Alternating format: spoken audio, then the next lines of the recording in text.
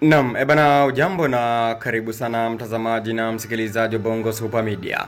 Hakika mambo yamekuwa ni mengi kweli kweli katika mitandao mbalimbali ya kijamii kuhusiana na mwenyekiti wa chama cha demokrasia na maendeleo Chadema Tundu Antipas Lissu kukamatwa na polisi na kusota gerezani. Sasa basi, baadhi ya viongozi na wanachama wa chama cha demokrasia na maendeleo Chadema wana mipango ya kwenda kufanya vurugu. Ndivyo ambavyo hivi sasa inazungumzwa katika mitandao mbalimbali ya kijamii. Sasa basi, polisi kutoka kanda maalum ya Dar es Salaam, Muliro Jumanne, yeye ameweza kuzungumzia hali hii. Na nukuu maneno ambayo ameyazungumza Mulilo. Na nukuu sasa: jeshi la polisi kanda maalum Dar es Salaam linawatahadharisha watu wote wanaohamasisha kuhusiana na nia hiyo ovu kutoshiriki kwenye mpango huo, na litatoa onyo kali kwa wale wote wanaopanga na ambao watajaribu kutekeleza kinachohamasishwa. Watashughulikiwa vikali sana kwa mujibu wa sheria za nchi.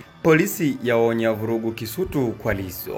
Hapa ndivyo ambavyo imeripotiwa hivyo kwamba wale ambao wanapanga kwenda Kisutu kufanya vurugu, basi watambua kwamba polisi wanaliona hilo na waache mara moja, kwa sababu watashughulikiwa vikali. Hawatakuwa na huruma, manaki watashughulikiwa kisheria kutokana na baadhi ya watu ambao wanahamasisha kwenda kufanya vurugu ili Tundu Antipas Lissu aachiliwe pale Kisutu siku akienda. Sasa polisi wameshazipata habari hizo kwamba watu watakwenda kufanya vurugu. Sasa wameonywa tu mapema wasijaribu kufanya kitu hiko. Kwa hivyo Lissu akienda Kisutu watamwacha huko, na akishatoka Kisutu ataingizwa kwenye karandinga, tarejea alipokuwa amewekwa, kwa maana gerezani. Watu wasitokewa kafanya vurugu kwa sababu watashughulikiwa kisheria. Hayo ni maneno ya kwake Muliro akiweza kuzungumza. Maoni yako ni yapi? Andika hapo katika sehemu ya comments.